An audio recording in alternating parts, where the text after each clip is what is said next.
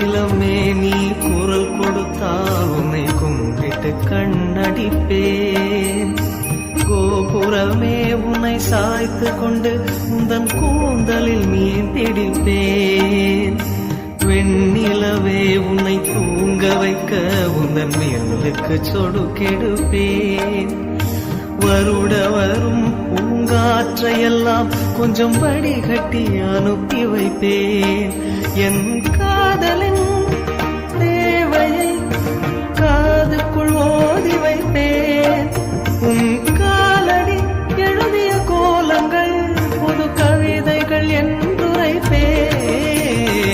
என்னவளே அடி என்னவளே இந்த இதயத்தை தொலைத்து விட்டேன்.